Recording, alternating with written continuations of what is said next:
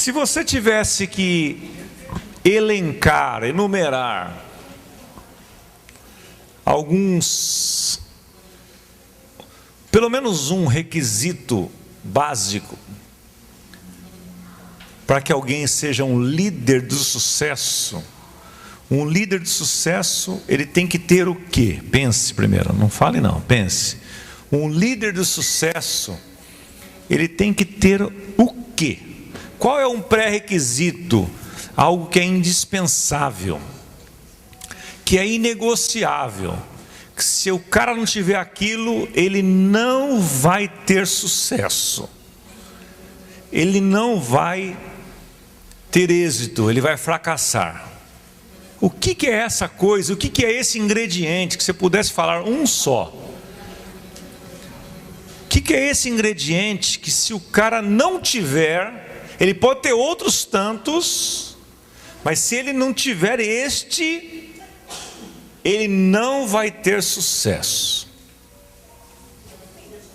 Vida de oração. Tá certo. O que mais? Como? Experiência. Experiência com Deus. Saber ouvir. O que mais? Disposição. Amar pessoas, gostar de pessoas. Compromisso. Como? Ensinável. Caráter. Como? Humildade. Comunhão. Vocês concordam com tudo que está falando? Se alguém falar uma bobagem aí, você tem o direito de discordar. Aqui é democrático. Não concordo. Mas por enquanto está todo mundo dando dentro, né?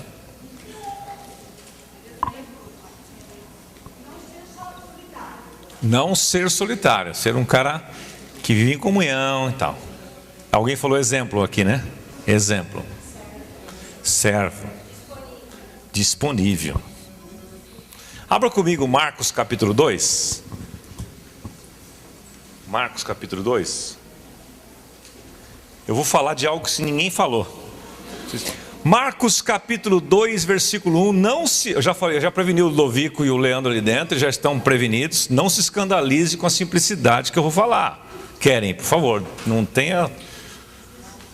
é proibido filmar, pode desligar as câmeras aí, pode desligar esse negócio aí. Que eu vou descer assim lá no... Marcos capítulo 2. Dias depois entrou Jesus de novo em Cafarnaum.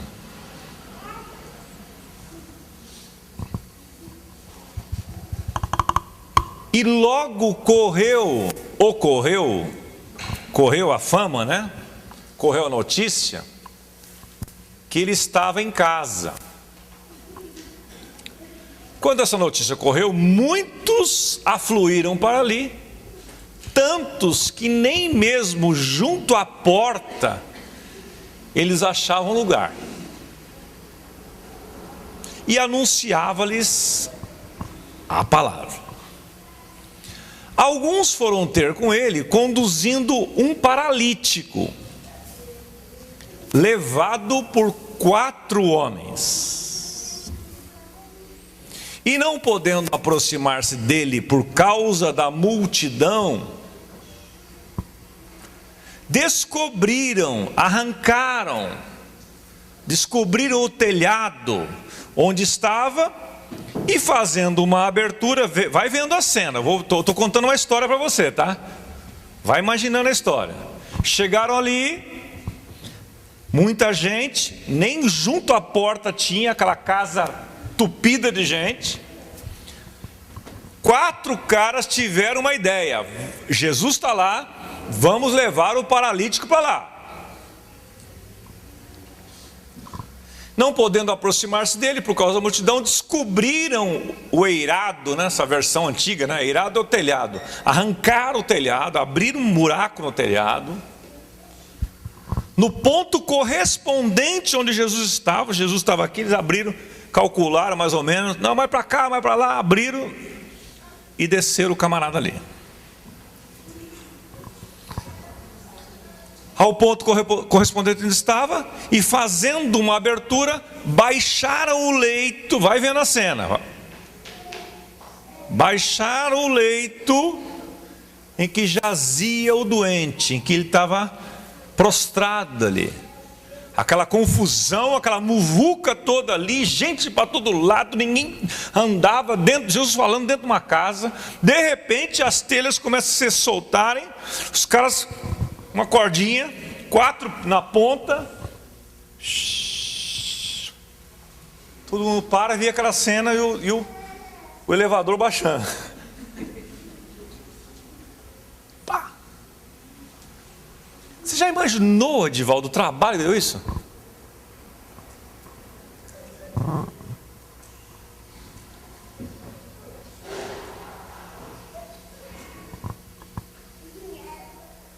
Versículo 5: vendo-lhes a fé, disse ao paralítico: filho, os teus pecados estão perdoados. Mas alguns dos escribas estavam assentados ali e conversavam, e discutiam, e arrazoavam, e pensavam, né? Se arrazoar é ficar elucubrando no seu coração, aqueles raciocínios assim, mas não é possível, aquela murmuração, né? Isso é arrazoar. Por que ele fala deste modo? Isto é blasfêmia. Quem pode perdoar pecados senão um só, que é Deus?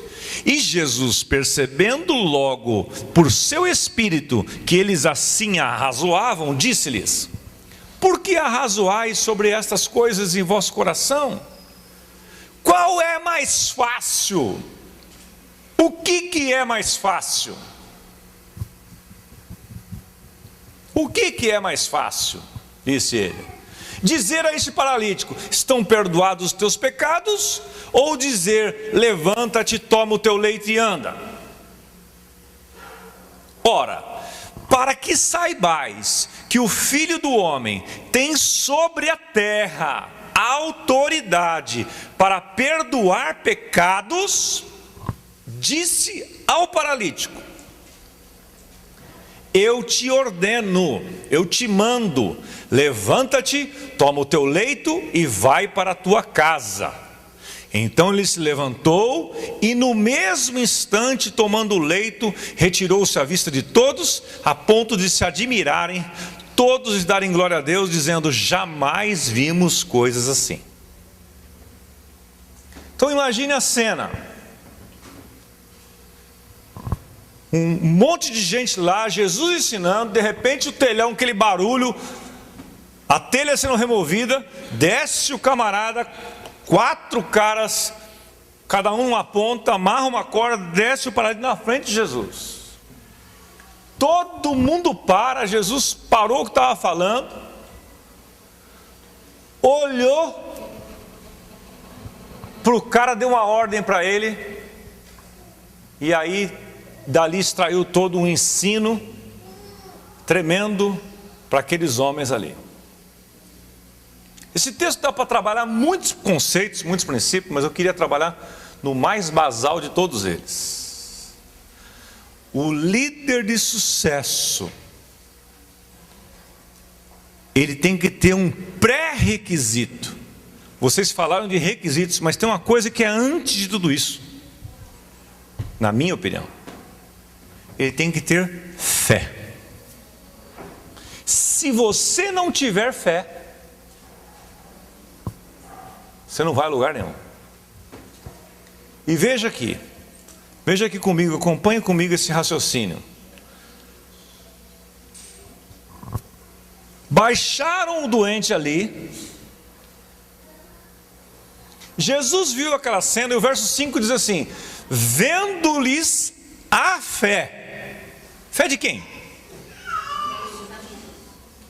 Eu vou mexer com você, porque às vezes a gente lê as coisas e não entende. E como eu estava dizendo para o Leandro, né? É que nem a prova do Enem. O cara não entende a pergunta, né, Rafa? Ele não consegue dar a resposta. E a resposta está na pergunta. Muitas vezes nós erramos porque não entendemos a pergunta. Então eu vou fazer pergunta para você o tempo todo. Jesus viu a fé de quem? Dos 4 amigos. Quem tinha fé nessa história aqui? Os 4 amigos. O paralítico tinha fé? Não diz. Eu acho que ele já estava acomodado naquela situação. Imagine a situação desse cara. Ele deve ter tentado muitas vezes, já era um adulto, sabe, aquele negócio que já acostumou com o negócio. Mas ele trombou com 4 amigos, 4 líderes, que não se conformaram com aquela situação. Ele podia até, presta atenção os princípios que eu estou te dando aí. Ele, o paralítico, poderia até estar conformado, acomodado. Mas aqueles homens, porque eram líderes, eles tinham fé. Tendo fé, eles não se conformaram. Aquele paralítico poderia ir sozinho até lá? Ele era tetraplégico, gente. O cara fica numa cama. Ele não estava numa cadeira de roda que ele podia até lá se mover, ir para shopping, ir no cinema, pegar ônibus. Tetraplégico. Mas esses 4 líderes tinham fé. E quem tem fé não se conforma com o status quo, ou seja, com a posição atual. Não se conforma. Quem tem fé não se acomoda. Quem tem fé não se acovarda. Jesus operou este milagre porque ele viu a fé nestes 4 amigos, nestes 4 líderes. Não diz a palavra que Jesus, vendo a fé do paralítico, o paralítico era passivo. Eu vou levar você num cara aí, tá bom, não estou fazendo nada mesmo. Você vai fazer alguma coisa agora? Vai jogar bola, vai no shopping? Não vou fazer nada. Então, vem cá. Nós vamos levar você, colocar você diante de Jesus. Talvez chegaram lá perto da casa, viram aquela muvuca, o paralítico levantou a cabeça e falou assim: é lá que nós vamos? Como é que não vamos chegar lá? Os caras falaram: calma aí, não dá um jeito. Mas onde que é a porta entrar? Não dá para entrar pela porta. Mas o que vocês estão fazendo? Nós vamos entrar pelo telhado. Mas como assim? Talvez ele fez muitos questionamentos. Mas quem tem fé, diz o George Miller, a fé vê o invisível. Se quiser anotar essa frase, ela é boa, hein? Eu estou decorando umas frases boas aí. Eu vou dar uns tesouros para você hoje aqui. A fé vê o invisível, acredita no inacreditável e recebe o impossível. O que a fé faz mesmo? Vê o quê? O invisível. Acredita em quê? No inacreditável. E por consequência, recebe o impossível. Então aqueles homens, esses 4 líderes, eles tiveram a coisa mais básica da vida cristã, que é fé. O líder de sucesso, o líder para ter sucesso, o cristão para ter sucesso, ele precisa ter fé. Ele não precisa falar bem, ele não precisa ter alta cultura, ele não precisa ter MBA, mestrado, doutorado. Se ele tiver fé, já é o pré-requisito necessário. Jesus olhou para aqueles 4 homens, viu neles fé. Jesus, vendo-lhes a fé, olha lá, está lá o texto lá, vendo-lhes a fé, olhou para os caras, viu a fé deles. Ele ficou constrangido. Deus, o Pai, Jesus, o Espírito Santo, eles ficam constrangidos quando ele encontra alguém com fé. Alguém disse essa frase também: a fé honra a Deus e Deus honra a fé. O que a fé faz? Honra a Deus e Deus honra a fé. Quando você age em fé, você está honrando a Deus. Quando você não age em fé, você está desonrando a Deus. A incredulidade agride a Deus. 1 João 5,10, abra comigo lá por favor, 1 João 5,10.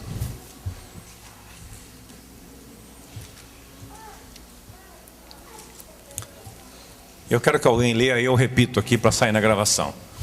1 João 5,10. Quem encontrar pode ler, por favor. Quem crê no Filho de Deus tem em si mesmo esse testemunho. Quem não crê em Deus o faz mentiroso, porque não crê no testemunho que Deus dá acerca do seu Filho. Quem crê em Deus, em si mesmo tem o testemunho.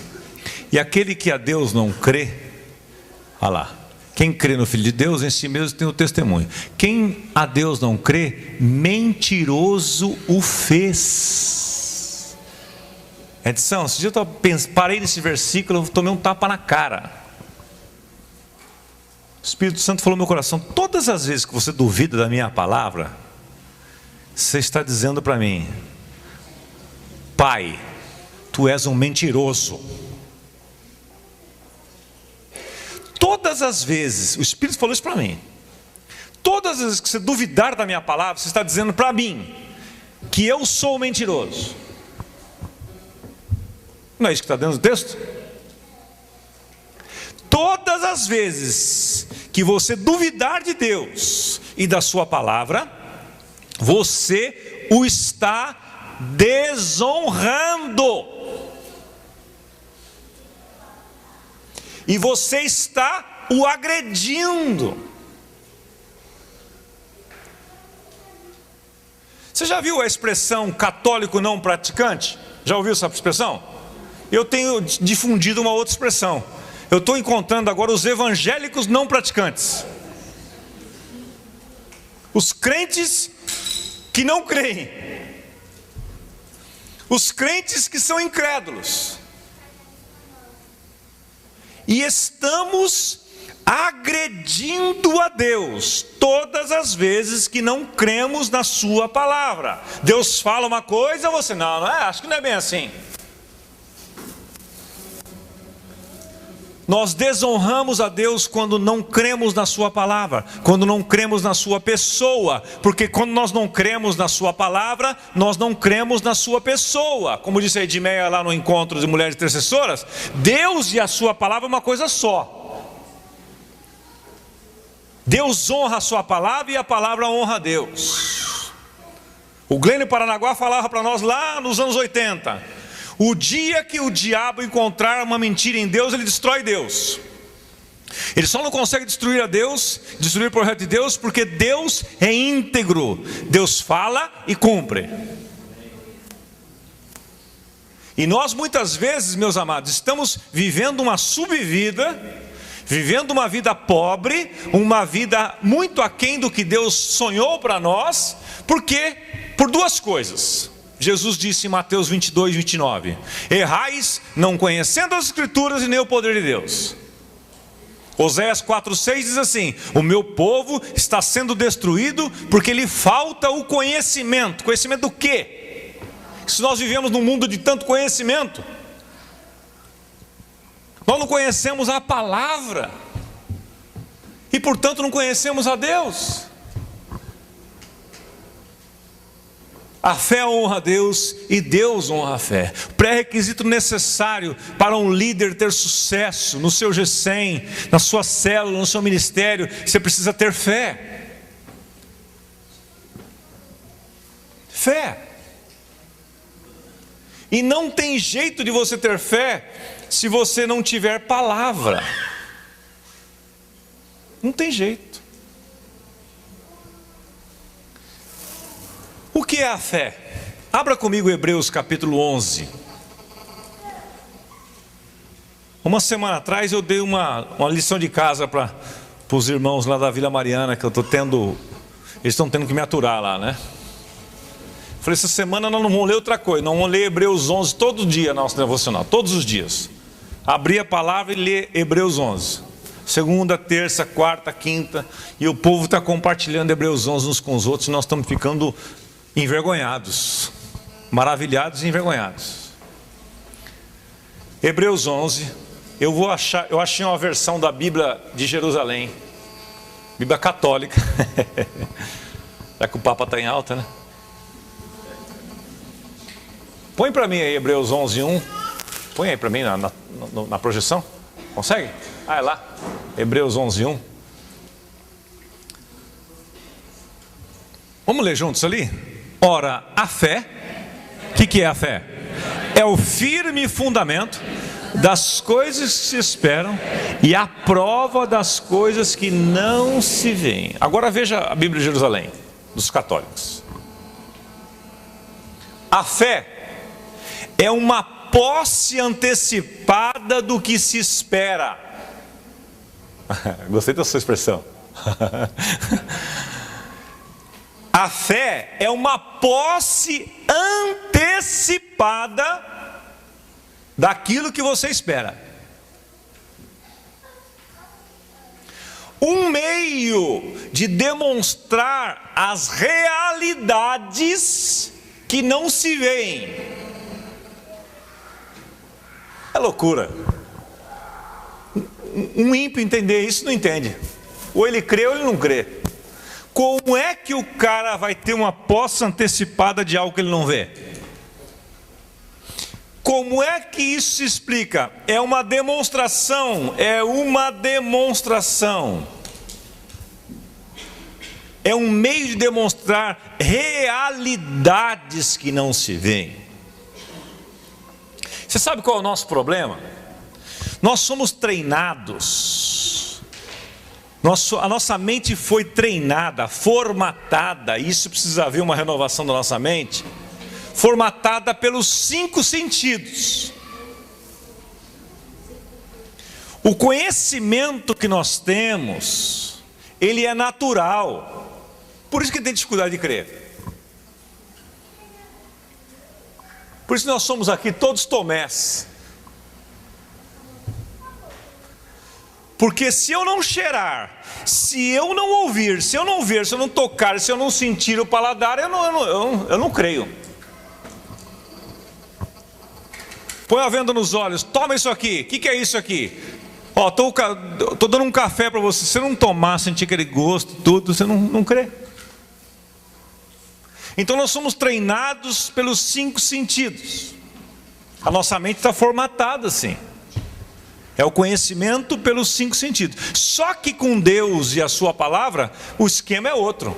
Você tem que ter uma posse antecipada daquilo que você se espera.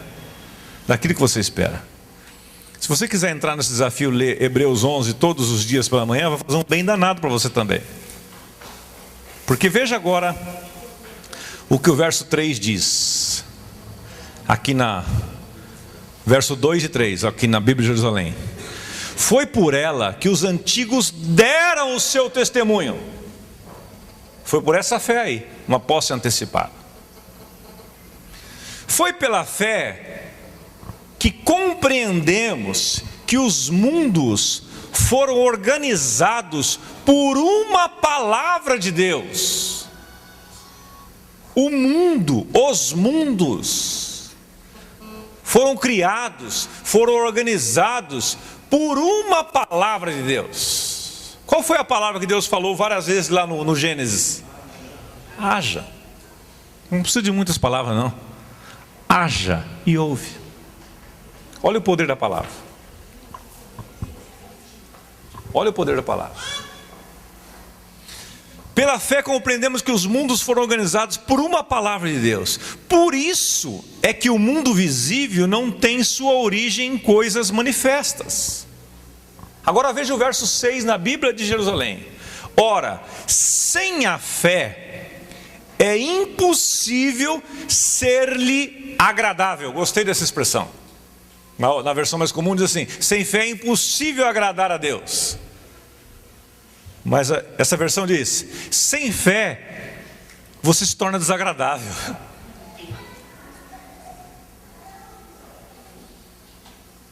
o incrédulo é um cara extremamente desagradável. Não é só para nós, não, para Deus.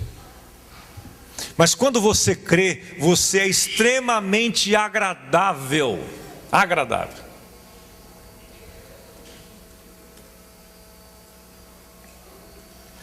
Pois aquele que se aproxima de Deus deve crer que Ele existe e que recompensa os que o procuram. Quem procura Deus é recompensado. Verso 7, olha. Foi pela fé que Noé, avisado divinamente daquilo que não se via. Olha aqui. Ele foi avisado, Noé foi avisado divinamente de algo que não se via. Levou a sério o oráculo. Oráculo significa palavra infalível de Deus. E construiu uma arca para salvar a sua família.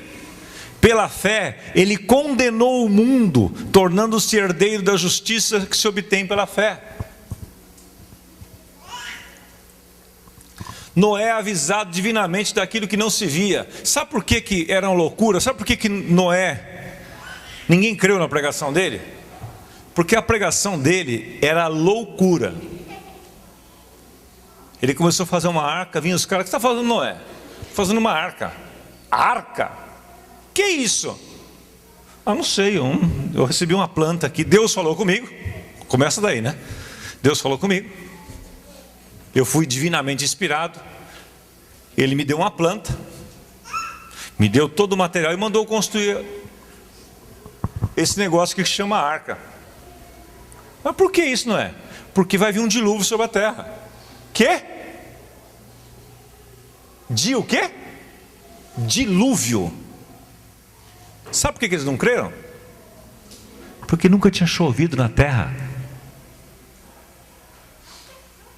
A terra era regada com o orvalho que vinha. Não tinha chuva, era aquele orvalho. Aí o cara falou que vai ter chuva e dilúvio. Eles não creram, perderam, morreram porque atuaram pelos sentidos. Presta atenção nisso, medite nisso e estude isso. Você vai saber só o que vai acontecer na sua vida. Eles andaram pelos sentidos. Nunca vimos chuva, nunca ouvimos falar, nunca caiu aqui na minha cara, nunca senti, não sinto, não creio. Mas Noé creu.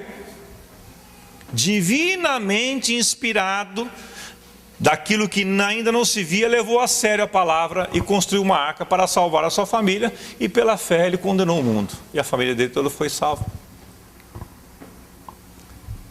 Você sabe quanto tempo Noé levou para fazer a arca? Quanto tempo? Está lá em Gênesis. 100 anos. Ele tinha 500 quando começou e 600 quando terminou. Fácil, né? Uma vez eu já pensei nisso. Ele foi um dos pregadores mais fracassados que teve. Ele pregou durante 100 anos e ganhou só a sua família. Mas em 100 anos o cara falando a mesma coisa. Você está fazendo, Noé? A arca, eu já falei para você. Há 30 anos atrás eu falei para você que isso aqui era uma arca, lembra?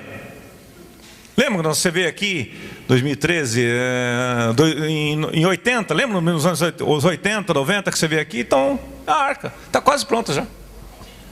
Estou na fase de acabamento. Você já imaginou esse cara como creu? Agora tem um outro aqui que me choca mais. Está na sequência aqui, vamos falar dele, depois vamos voltar lá na história dos 4 amigos lá. Versículo 8. Isso aqui é chocante. Foi pela fé que Abraão respondeu ao chamado de Deus, obedeceu e partiu para uma terra que devia receber como herança, e partiu sem saber para onde ia. Você já foi para um lugar que você não sabia para onde ia? Ou sair, não sei. Como não sei? Na versão, ali eu gosto dessa versão. Sendo chamado, obedeceu saindo. Na outra versão diz, obedeceu indo. Ninguém obedece ficando. Ah, o cara obedeceu, mas ficou. Não, pera um pouquinho, então não obedeceu. A obediência sempre, a fé e a obediência sempre nos levam a uma atitude ativa, não passiva. E agora o meu desafio vai ser estudar a vida de Abraão. Vou começar lá de Gênesis, vou cavar esse cara aí e vou aprender com ele que eu quero ser um líder de sucesso que tem a coisa mais básica do mundo que precisa ter, que é fé. Por que é importante ter fé? Porque você precisa ter fé para você, primeira coisa. Você precisa ter fé, você vai enfrentar problemas, vai enfrentar dificuldades, você tem que conhecer a palavra. Você tem que conhecer a palavra. Porque Romanos 10, 17, para sua anotação, diz assim: a fé vem por onde? Ouvir o quê? A novela das 8, Sangue Bom, das 7, sei lá. Joia Rara. A fé não vem por você ouvir o Neto falando do Corinthians.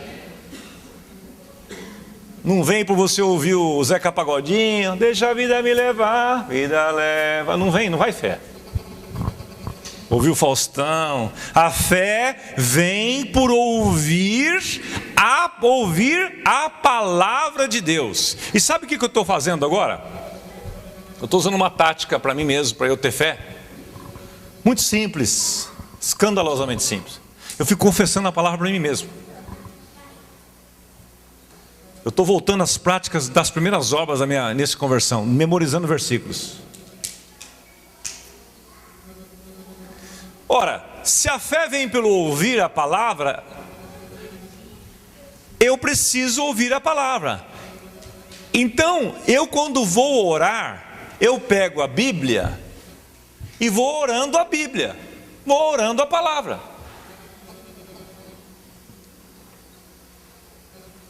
Salmo 3, por exemplo. Davi dizia, eu pego a Bíblia e falo lá: Senhor, como cresceram os meus inimigos? Muitos são os meus adversários. Todos se levantam para dizer: não há salvação para ele em Deus. É o lamento de Davi. Mas aí o próprio Davi diz assim, depois de lamento ele fala assim: mas tu, Senhor, és um escudo para mim, tu és a minha glória, tu és aquele que exalta a minha cabeça sobre os meus inimigos. Já deu até fé em você aí. A fé não vem por você confessar o problema. Eu tomei uma atitude na minha vida nesse desafio que eu passei aí. Eu não passei um problema, eu tive uma oportunidade. Você sabe que eu tive uma oportunidade? Eu tive uma oportunidade que começou dia 8 de novembro, quando a minha esposa fazia uma mamografia e descobriu que tinha um nódulo no seio e tinha um nome feio, esse nódulo chamado carcinoma, um câncer que mata fulminantemente. Aquilo que para muitos era um problema, Davis, para mim tornou-se uma oportunidade tremenda de eu crescer, de eu aprender, de eu depender de Deus, de eu depender dos irmãos, de eu depender de vocês. Por todo lugar que eu vou, as pessoas: Osmar, estamos orando por você, estamos orando pela sua casa. O que eu aprendi nesses 10 meses, eu não aprendi nos meus 50 anos. Porque você tem duas maneiras de ver uma situação: como uma ameaça ou como uma oportunidade.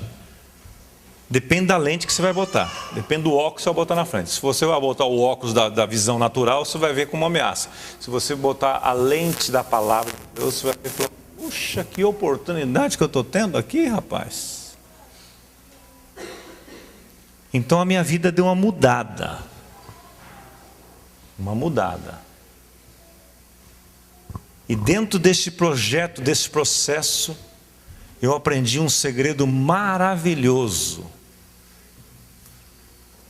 Troque seus problemas por orações. Troque preocupações por orações. Troque preocupações por orações. Fala para as pessoas do seu lado aí: olha, o segredo, um dos segredos da vida é trocar preocupações por orações. Sabe o que eu descobri nesse tempo? Que quanto mais preocupado eu ficava, pior a situação ficava. Tem gente que se vangloria em se preocupar. E quando tem alguém do lado que está tranquilo e não se preocupa, ele fica irritado. Não é? Quando o pau estava quebrando lá em casa, eu era adolescente, meu pai traindo a minha mãe, nossa casa indo à bancarrota, e minha mãe fazendo comida lá, fazendo aquele arrozinho maravilhoso que ela fazia, e cantando: com Cristo no barco tudo vai muito bem, vai muito bem, vai muito bem, com Cristo no barco tudo vai muito bem, e passa o temporal. Irritava a gente. O crente irrita. O crente mesmo, aquele que crê. Não o crente meia boca.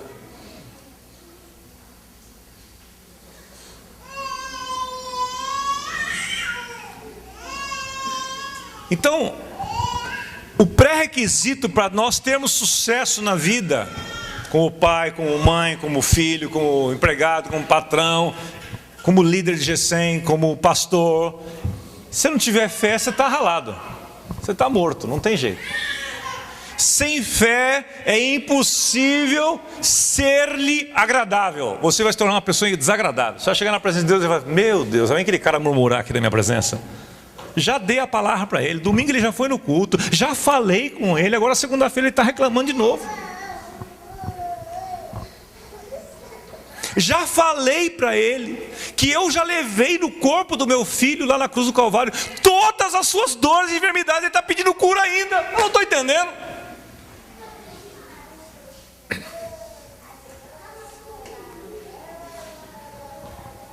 Eu já falei para ele que se ele me obedecer, for fiel nos dízimos e ofertas, eu vou repreender o devorador. Ele não é fiel, ele me rouba e pede oração para o pastor, porque a vida dele financeira está ruim. E se irrita, até o jeito de eu falar que já irritou você, imagine Deus. Então a incredulidade irrita Deus.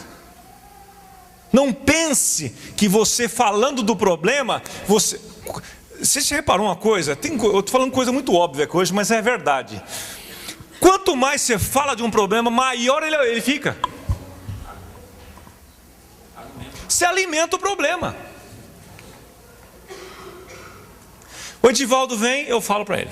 A Isabel vem, eu falo para ele. Eu saio daqui, eu chego em casa, eu estou morto, eu estou exaurido. De tanto que eu falei do problema. Como é que faz? Fala a palavra. Olha, como é que está aquela situação? Está sendo resolvida.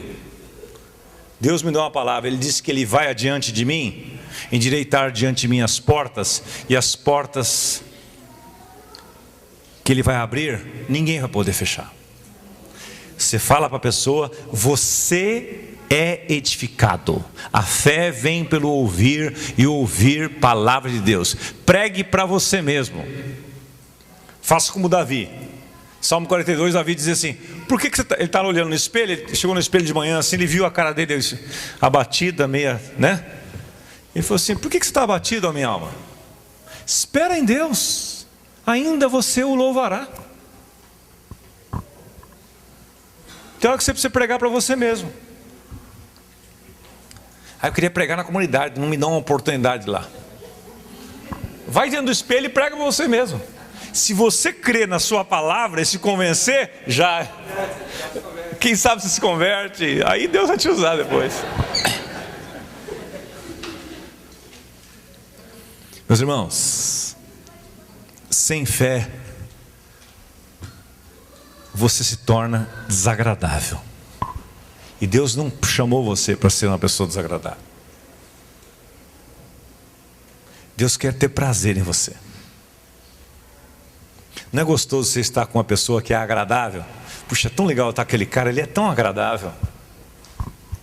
Ele me chamou para ir na casa dele, eu vou lá, ele é tão agradável. Vou me encontrar com...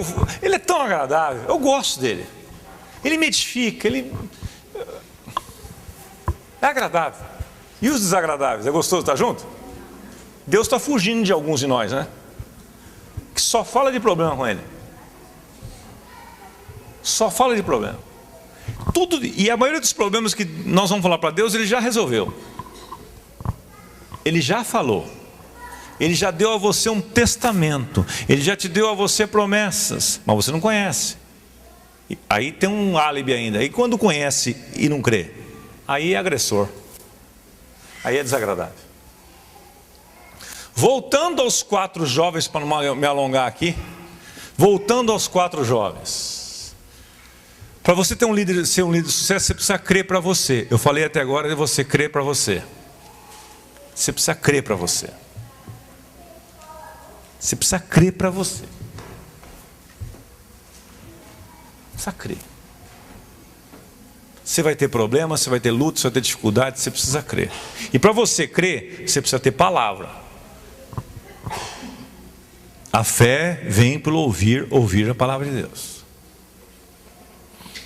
E como é que essa fé é gerada? Vou dar mais um ingrediente para você. Através da confissão. Romanos 10:8 diz: se isso aqui foi uma revelação para mim esses dias. É óbvio, talvez você fale, pô, mas para você é revelação. Para mim era tão óbvio, então. Para mim foi revelação. Se com tua boca confessares e no teu coração creres, serás salvo. Vamos parar aqui nesses verbos apenas. Qual que é a primeira coisa a fazer? Qual que é a primeira coisa a fazer?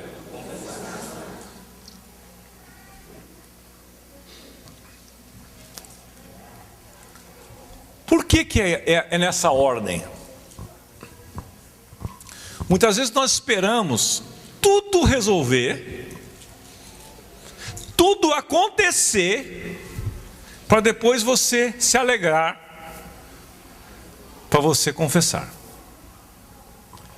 Alguns anos atrás eu aprendi uma frase que dizia assim: não faça do destino mais importante que a viagem. Vou dar um exemplo para você. Você compra um pacote aéreo para ir lá para o Nordeste. Você passa 6 meses se preparando. Ah, quando eu for para lá. Ixi, eu estou estressado aqui, mas quando eu for para lá. Eu estou cansado aqui, mas quando eu for para lá. Quando eu for para lá. Lá só o ano inteiro. Ah, quando eu chegar lá. Quer dizer, ao invés de você curtir a viagem, você faz da viagem o destino mais importante que a viagem. Você não curte a viagem. Você reclama, está reclamando, não vejo a hora, não vejo a hora, não vejo a hora, não vejo a hora, não vejo a hora. E aí você espera. Aí você comprou 4 dias lá em Natal. O vento muda. Chove 4 dias.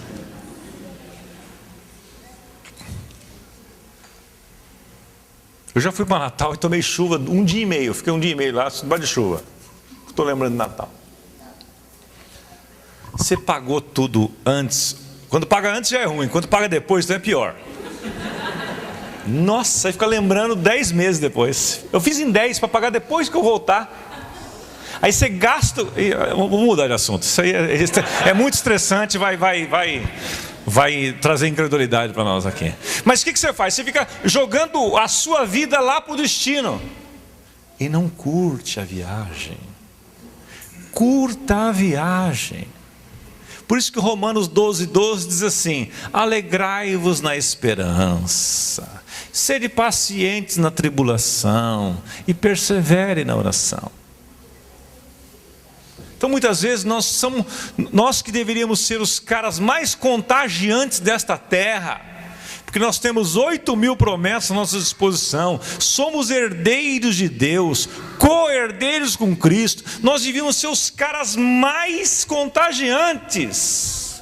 Nós somos os caras mais desagradáveis para Deus e para as pessoas.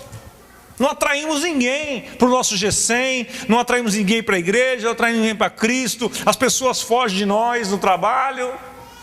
Tem um problema, a última pessoa que ele pensa em procurar é você, ele sabe que você vai meter a bronca nele, não vai amá-lo. Então nós tornamos desagradáveis, somos incoerentes, somos os piores naquilo que nós fazemos, que nós não cremos que nós temos a mente de Cristo, nós não cremos num monte de coisa, e queremos falar para os outros ainda. Então nós precisamos consertar essa coisa, nós precisamos ter fé para nós mesmos. Líder de sucesso tem fé para si mesmo, tem fé para encarar os problemas que ele enfrenta. Ele enfrenta os problemas com cabeça erguida, ele enfrenta os problemas com a palavra, com a espada do Espírito na mão. E ele luta. Ele se cansa, sim, mas ele levanta no outro dia, ele pega a palavra de novo, lê lá Hebreus 11 de novo, e não é possível. Como é que esse Noé aqui, Senhor, me dá essa fé, Senhor, me revela esse negócio. Deus não tem filhos especiais. Deus não tem filhos especiais. Esses dias eu entrei nesse tempo de oportunidade que Deus me deu, eu parei para pensar em muita coisa. Eu tenho a impressão que tem alguns caras que vivem num outro nível. Tem impressão? Não, eu tenho certeza. E é esse nível de fé. Como diz o Ralph Neighbor lá naquele congresso nosso lá, é a célula do andar de cima. Os caras vivem numa outra dimensão de fé. Parece que eles não têm problema. Esses são os heróis da fé aqui, ó. Morreram sem ver as coisas alcançarem. Já imaginou Moisés ver a terra e não entrar? Diz o texto lá de Hebreus que ele renunciou tudo que ele tinha no Egito, do bom e do melhor, para ser açoitado, achincalhado.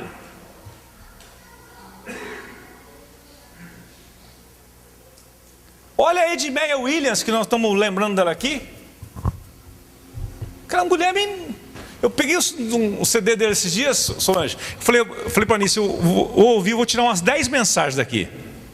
A mulher é um poço de sabedoria. Morou no Iraque, doutora, não sei das quantas. Resolveu viver lá no Morro Dona Marta. Não tem ninguém que banca ela.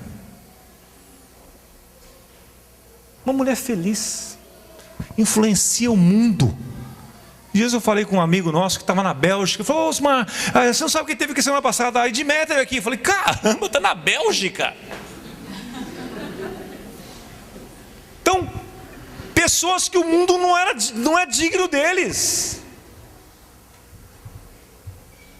Deus pode fazer isso com vocês aqui. Deus pode fazer isso com você. Já está fazendo, mas vai fazer muito mais. As pessoas vão ouvir falar ainda mais da Comunidade da Graça em Itaquera. Vão ouvir falar mais de você, porque Deus não tem filhos especiais. Mas nós somos lá da ZL, nós somos lá da região pobre. Isso aí para Deus não é nada. A igreja que tem a maior propriedade hoje no Brasil é Hermelino Matarazzo.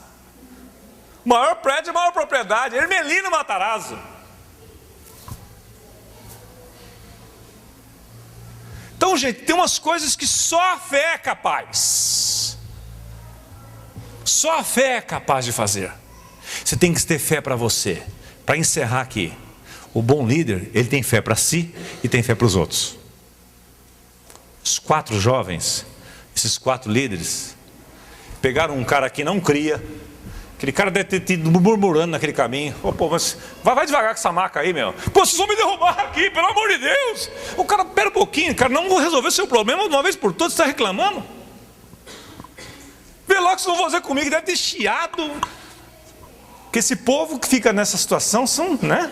Vamos pular essa parte. O bom líder, ele tem fé para os outros. Tem pessoas no seu G100 que, se você esperar que ele tenha fé, você vai morrer esperando. Você tem que ter fé por ele. Tem que pegar ele pela mão e falar assim: vem comigo, amigão, vem comigo, vem comigo, vem comigo. Ô, nós vamos, vem comigo. É assim que você tem que fazer com algumas pessoas da sua casa. É assim que você tem que fazer com alguns dos seus filhos. Você não pode esperar que todo mundo crê, porque se não tem palavra de Deus, as pessoas não têm fé. Não tem como ter fé na fé. Quem não conhece, não confia. Quem conhece, confia. Então esses homens, eles provocaram este milagre, não foi por causa da fé do paralítico. É claro que teve outros exemplos na Bíblia que as pessoas tiveram fé por si. Maravilha, mas eu estou querendo mostrar o outro lado. Se você no seu G100, na sua célula, na sua família, há muitos momentos que você tem que ter fé pelos outros. Você tem que crer para quem não crê, e você tem que liberar a palavra profética sobre eles. Você tem que liberar a palavra sobre eles.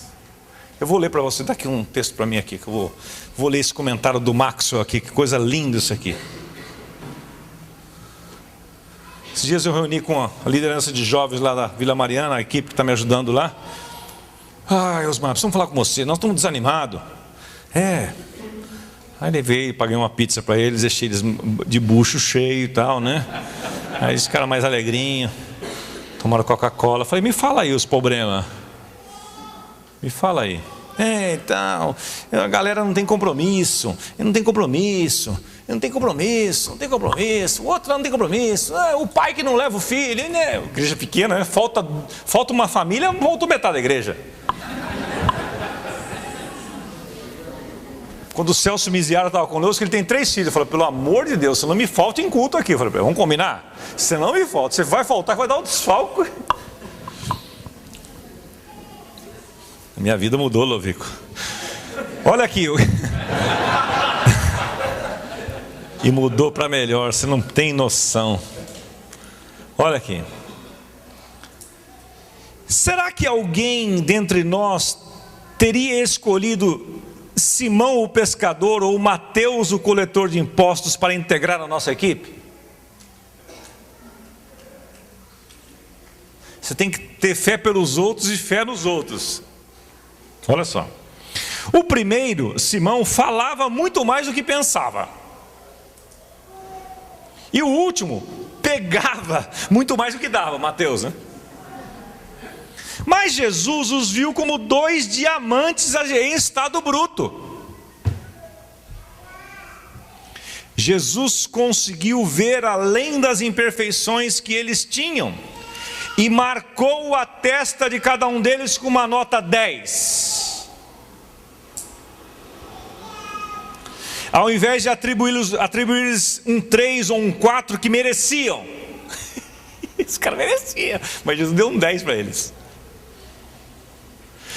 O instável Pedro tornou-se um líder muito sólido na comunidade de Jerusalém, enquanto Mateus tornou-se uma das pessoas mais generosas apresentada nos evangelhos. A lei da intuição capacita líderes a reconhecer o potencial das outras pessoas. Considere as seguintes anotações da Bíblia.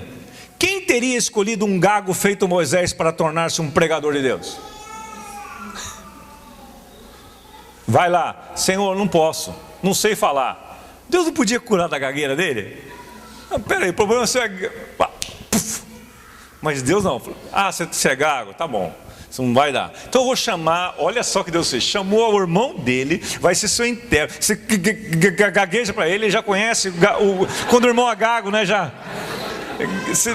Assim diz o Senhor. Aliás, Arão chegou num momento e falou assim: pera um pouquinho, já sei o que você vai falar. Não é aquele gago que você já sabe o que o cara vai falar. E se você interromper um gago quando ele está tentando falar, ele fica bravo com você. Acho que os dois brigavam o tempo todo, né? Voltando aqui, chega de brincadeira. Segundo, quem teria escolhido um garoto pastor de ovelhas feito Davi para ser rei em Israel?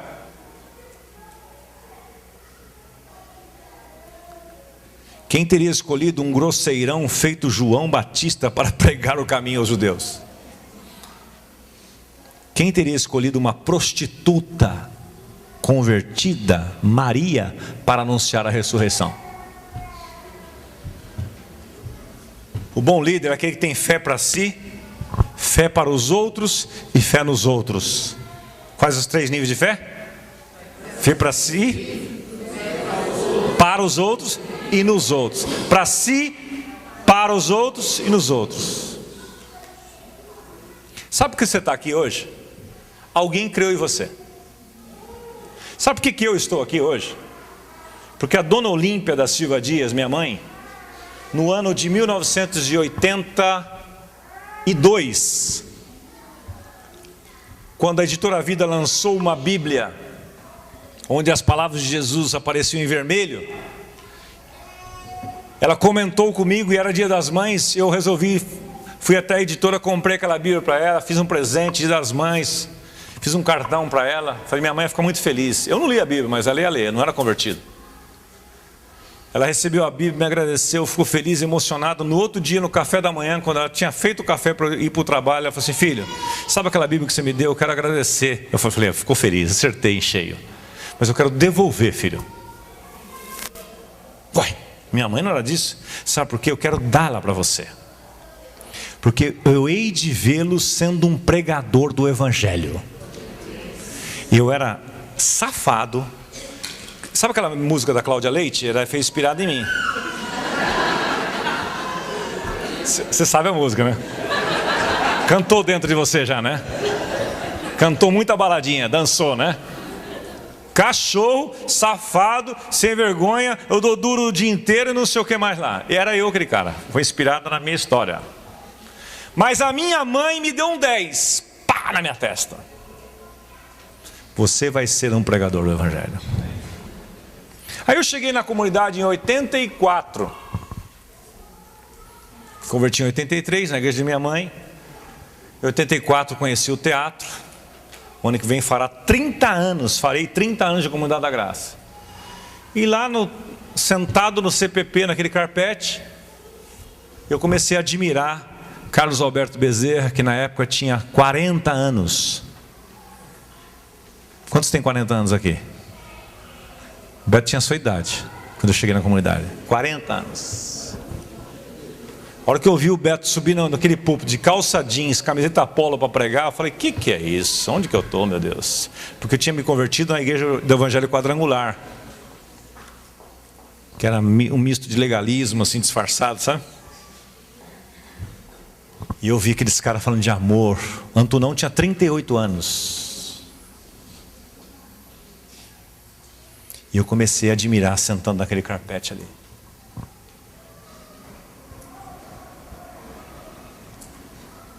Aí eu comecei a chegar mais cedo nas reuniões, eu via aqueles caras montando eu via só o movimento. Eu trabalhava na Maria Antônia ali, eu pegava o metrô, quando era 6 horas eu estava no teatro. A reunião começava às 7h30. E eu ficava sentado lá. E eu não consigo ficar sentado assim, minha linguagem de amor é o serviço, eu não consigo. Solange parece comigo também. Não consegue, né, Solange? Eu cheguei naquele negão, um grandão, o senhor Demar, e falei assim, escuta, eu chego mais cedo, estou vendo que todo dia vocês... Posso ajudar vocês a carregar essas caixas aí? Enrolar esses fios aí?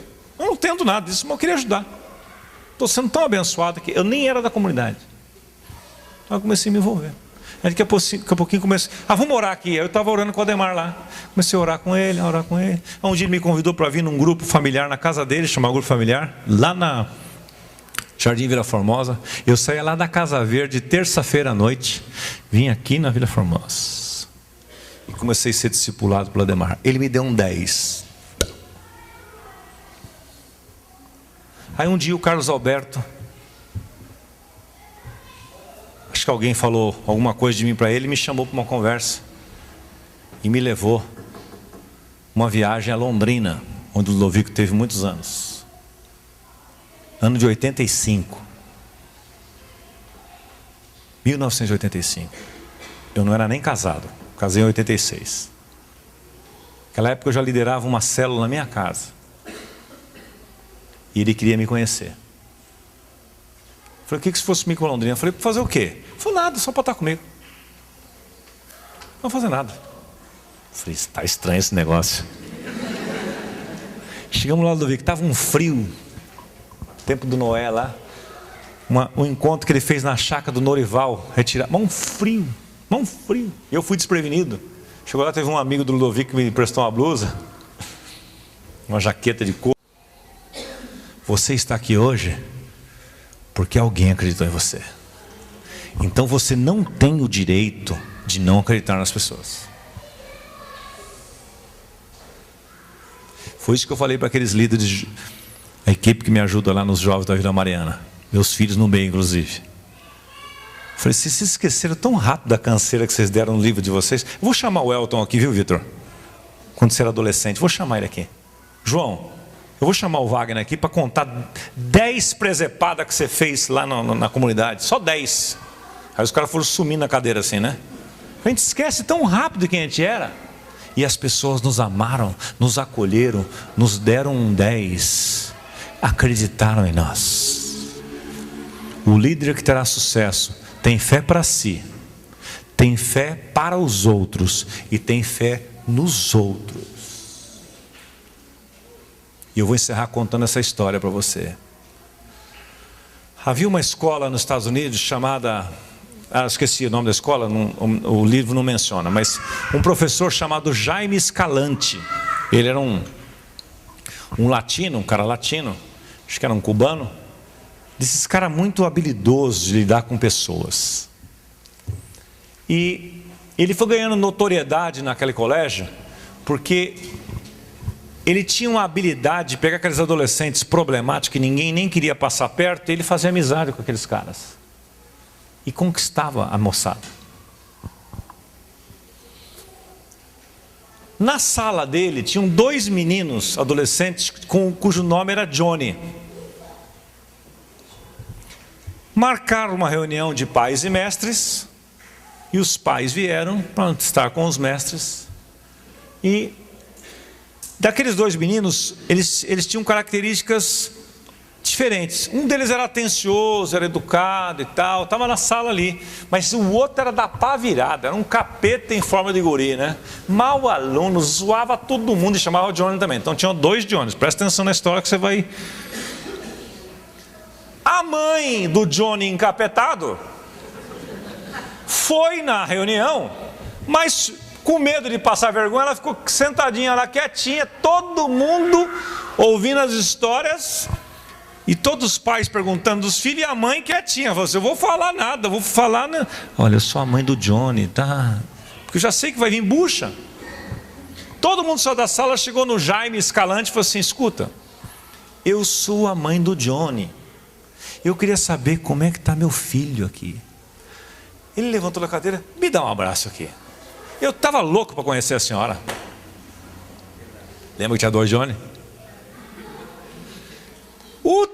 Eu tinha loucura para conhecer a senhora. A senhora está de parabéns, o seu filho é maravilhoso. A mulher falou assim, meu Deus, meu filho é bipolar.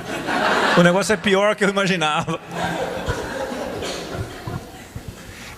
Mas como assim? Só podia me explicar um pouquinho mais? O que é esse maravilhoso? É muito, né? Ele é atencioso, ele é amoroso com os amigos, ele me ajuda na sala. Quando o pessoal começa a zoar aqui, ele põe em ordem. A mãe falou assim, é mesmo? Foi para casa com a pulga atrás da orelha, chegou lá, ela não tinha coragem de falar com o filho. E o filho, vendo a mãe calada, depois de uma reunião de pais e mestres, ficou disfarçando o tempo todo, mas ele não aguentou. Chegou uma hora e falou assim, mãe, só foi na reunião hoje? Fui. Foi tudo bem lá, mãe? Eu falei, você é.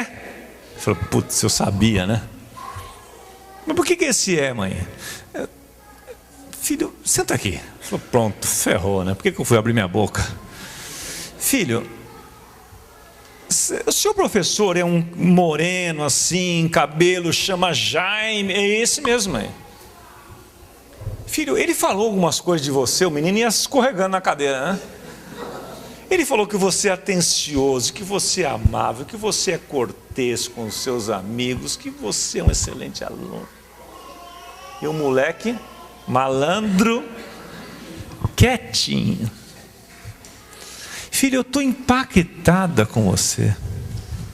E a mãe parou por aí o discurso. O menino foi para a escola no outro dia pensando, mas tem alguma coisa errada aqui. Mas ele falou assim, quer saber de uma coisa? Eu vou pegar todos os elogios, vou fingir que é verdade. Chegou no professor, constrangido por todos aqueles elogios que ele recebeu. Ele achava que era para ele? Ele achava que era para ele. E chegou o professor e disse assim, professor Jaime, eu quero agradecer ao senhor por todos os elogios que o senhor fez a meu respeito para minha mãe. Eu quero a partir de hoje fazer um compromisso com o senhor. Eu não sou nada daquilo. O senhor deve ter se equivocado com outro Johnny. Mas a partir de hoje eu quero assumir um compromisso que eu vou me tornar tudo aquilo que o senhor falou que eu sou. O menino começou, mudou a postura dele. Isso é uma história real. Está escrito no livro O que Aprendi no Caminho para o Topo, do Zig Ziglar. É uma história real. Porque ele recebeu um 10. Se você não olhar os membros do seu G100 como Cristo os vê, não crer neles, não crer por eles, é porque você não crê nem por você mesmo. Vamos ficar em pé?